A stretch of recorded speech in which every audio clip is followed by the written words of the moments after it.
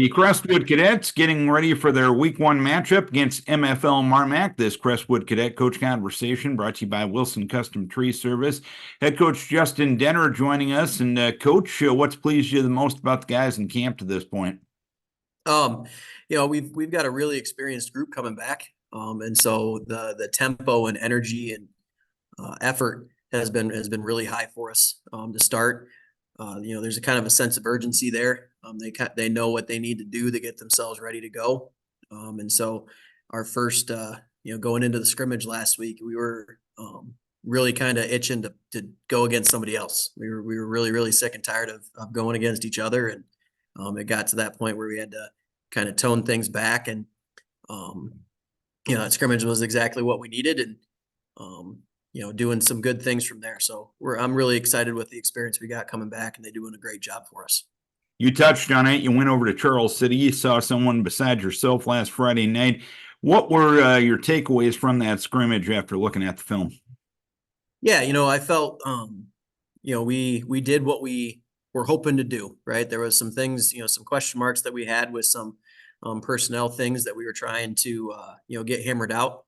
And we've had some really good competition with some depth things there, and we were able to hammer out some of those things and get some things figured out and learn, really just get ourselves back into that game like experience. We had our first day of school on Friday, so we had the school, and then our post game our after school stuff, and so it was a really good kind of dress rehearsal for us there.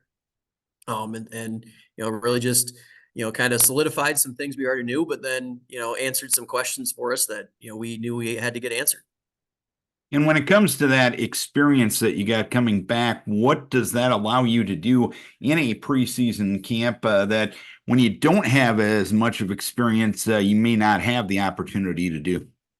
Yeah, the experience really comes and helps us out with the teaching aspect. You really have a second teacher out there, and you've got some, with our offensive line, we returned 4 of our 5 starters, and so when we're going through some different drills or different things, and we're trying to do some different stuff, not only are the coaches able to teach, but then the athletes can talk through their experience and talk through things, and then help teach some of our younger guys too. Like, hey, don't worry, don't think about this. And so it's not just, we have to worry about, our 2 or 3 offensive line coaches working with guys, but we got, a bunch of guys that, took a lot of snaps last year that can also give that input, which then, develops not only, our top guys, but then, guys, our younger guys, as they're going and continue developing them. It really, allowed us to, really kind of gets a lot more kind of good versus good type stuff. We've got a lot of dudes out this year. I think we're close to 50 for 10 through 12. And so we were able to do, some depth stuff there, and then still get a lot of quality reps with our JV guys, either against varsity dudes or just against, our underlevel guys or whatever. So there was a lot of different things that came with it. That was a lot of fun for us, that I think really helped propel our team and take a lot of steps forward there. And you mentioned the experience coming back, but there's getting the varsity snaps last year, but there's putting in the work in the off season to get you better as you get ready for this season. How much better is this team, or was this team on day number 1 of fall camp than they were than at the point where you closed your season last year? Yeah, it'll be, I mean, obviously when you try to answer that question, you got to wait till the first game to really figure out exactly where we're at. But, when we watch, film and compare things from last year in terms of, what we did in the scrimmage, what we were doing in practice and stuff like that, the tempo is just significantly faster for us. The huddle, in between, play to play aspect, once the ball is snapped, I feel that we're playing at a faster speed right now than we were, even just at 2 weeks ago, right? And obviously once the lights come on, that's when we'll learn the most about our guys. Lights come on, things matter. Sometimes that puts one person and elevates them, and takes another person and kind of makes them take a step back. So we're going to learn a lot about that on Friday night. But we feel really good about our team. We feel really good with where we're at and the steps we've taken. to try and improve with where we were at from last year. Tempo and speed can be defined various ways. How are you defining tempo and speed on what you just referred to? Yeah, it's the ability for us to get up to the line smooth, get ourselves in a position where um, the line can make their calls and we're not rushed. The line, we can get set up, our line can communicate, get to kind of where they want to be, and still get the ball snapped off in a plenty of way, right? And I was a first time play caller last year, and so a lot of that dealt with me learning the ropes too, with getting the signals in, getting the calls in a timely fashion and stuff like that. And we just feel that the operation is a lot more smooth this time around. Obviously, it could be a train wreck Friday night. We don't know, but we feel pretty good about it, and we just feel our guys are playing close to their top speed at all times, right? They have an idea of where they're going. They're able to then execute that.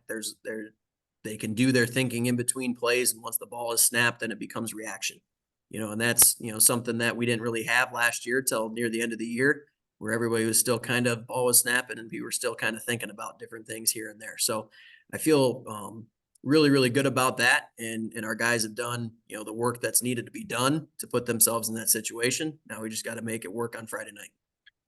Long story longer, kind of a be quick but don't hurry thing. Absolutely. Yeah. You're better with words than I am.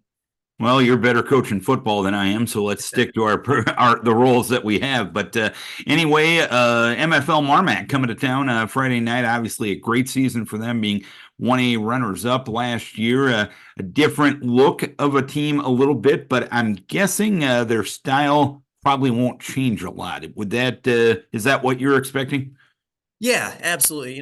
They returned 4 of their 5 offensive linemen. And then McGew, their fullback's back, and he was a 1,000-yard rusher with 12 touchdowns, and 3 of those or 4 of those coming in the semifinal game last year, right? So we know that they're going to be really good. They're going to be really physical up front. And Coach Anderson's done a great job over there, just year in, year and out. Playoffs, quarterfinals last year, breaking through, getting to the finals there. And we're so excited, to have that opportunity to come, with them coming to our house right away. We want to, see where we're at, right? In terms of, you talk about a measuring stick, how much better this year are we compared to last year? Last year it was 28-0 with like 5 minutes left to go in the second quarter. It was about as ugly as you could possibly get. And, we're hoping to put a dang good fight and make a name kind of for ourselves there in terms of, hey, you got to be ready for us, for Crestwood this year. And, it starts week 1.